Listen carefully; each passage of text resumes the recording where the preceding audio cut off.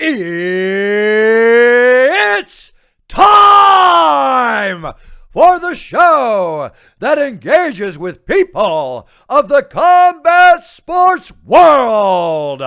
And now, presenting the reigning, defending, undisputed combat sports show champion of the world, Flash Knockdown.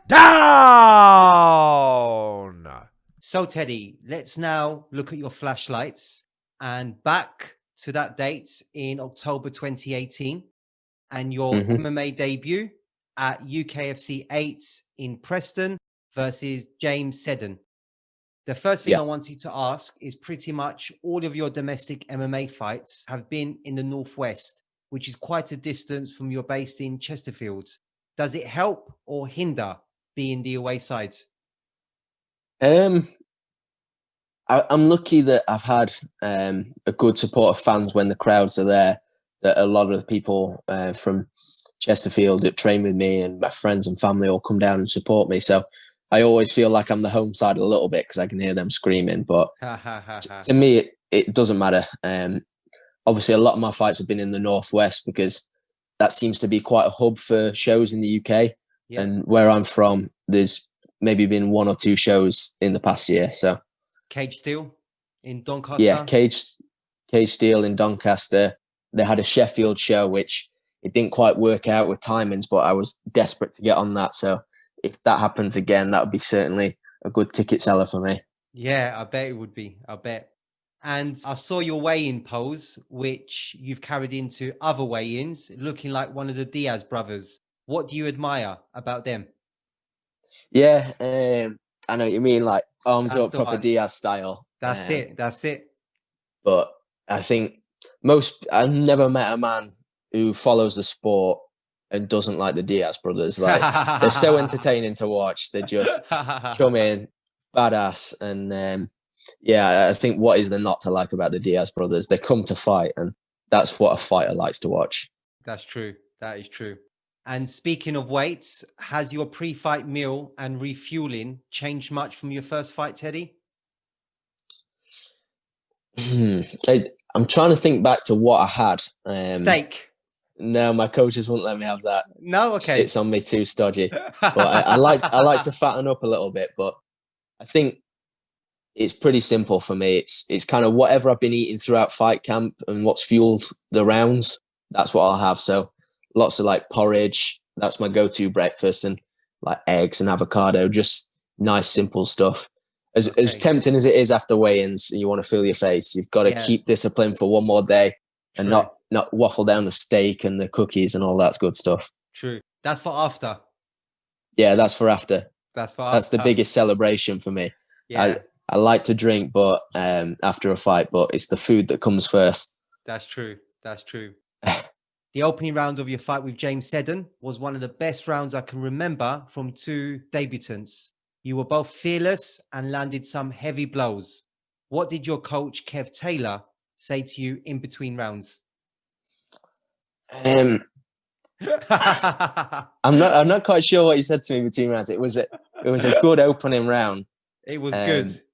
And I think, I mean, of all my fights, like the most trouble I've been in a fight that I've won was definitely that, I think, because he set a Kimura on early and it was all a little bit just going for it. But I think when we came out for the second round, he probably got me to calm down a little bit and just let me know that where I was winning the fight. And I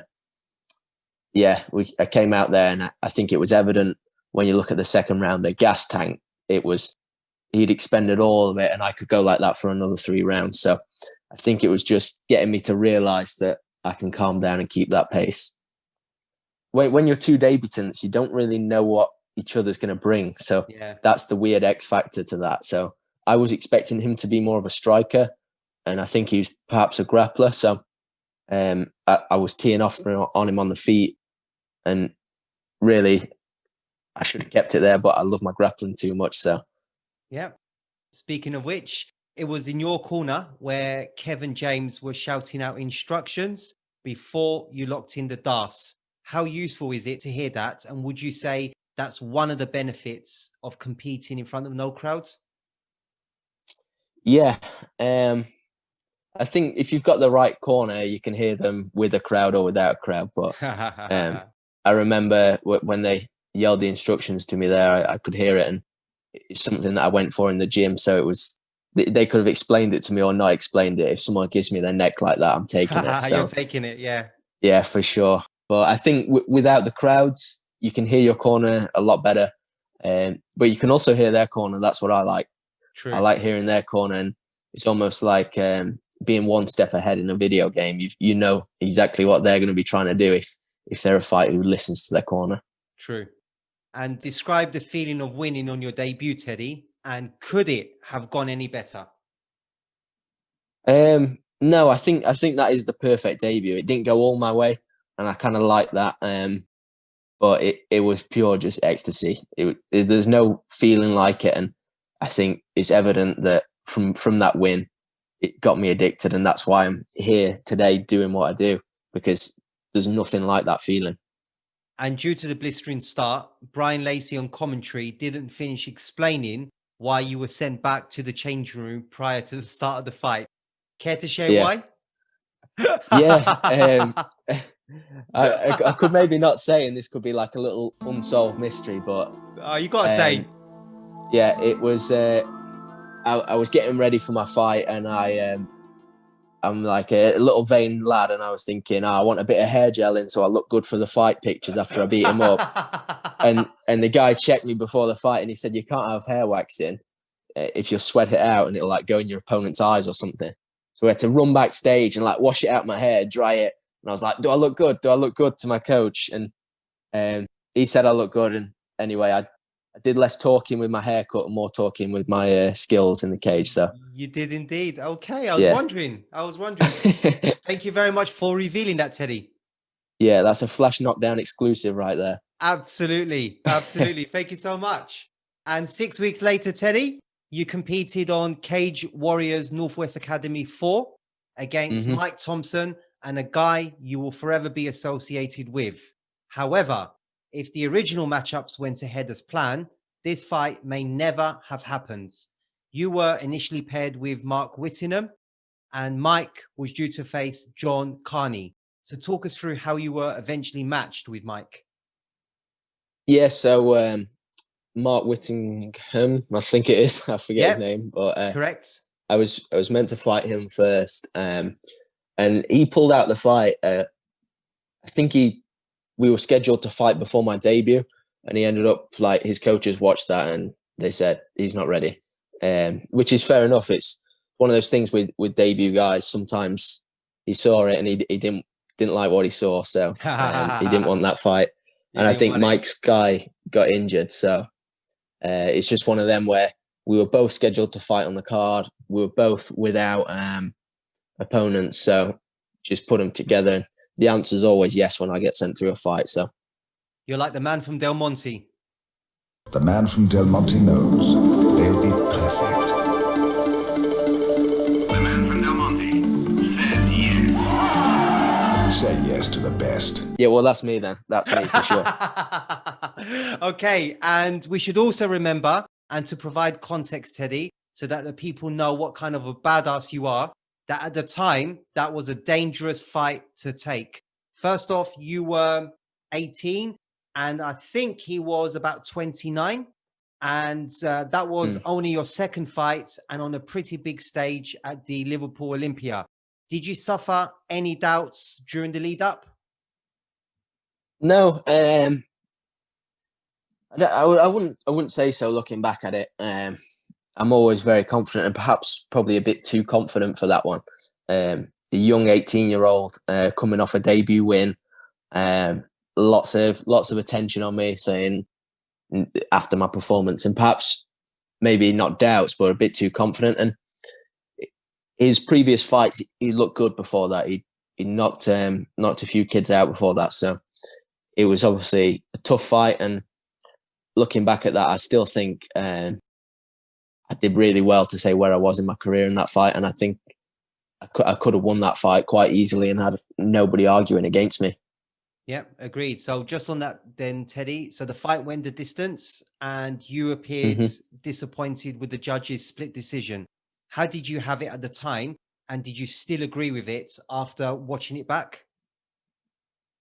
Yeah, it's tricky scoring a fight. And you're always kind of like between rounds, you kind of have a rough idea. But with that fight, it was so 50-50 in any rounds. After looking back at it, I can understand why he won, and I can understand why I got one score on the scorecard, because I was winning 50% of the round, he was winning the other 50%. So I think perhaps maybe submission attempts might have stolen the fight, but I'm not bitter about it because I managed to get that fight back down the line. So it was a big learning experience for me, that fight. So I'm kind of blessed to have had it.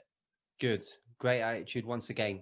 And given the ebb and flow, if that was a 5-round contest, do you think that would have worked more in your favor? I think so. I'm trying to think. I think I was starting to edge it off later on because I think he went for those guillotines and they probably stole it for him, but he gassed his arms, and I think I took him down afterwards, and I remember seeing it on the camera. You can see his face and he just looked absolutely blown from the guillotine. So I think perhaps 5 rounds I'd have edged it, but that's one of those things you never know. Yeah, just pure speculation. Yeah. Yeah. And 2.5 months later, Teddy, we enter your breakthrough year in 2019. You're now competing for the biggest MMA promotion in Europe, Cage Warriors. Describe your thoughts seeing the big bright lights of the Liverpool Exhibition Centre for the first time.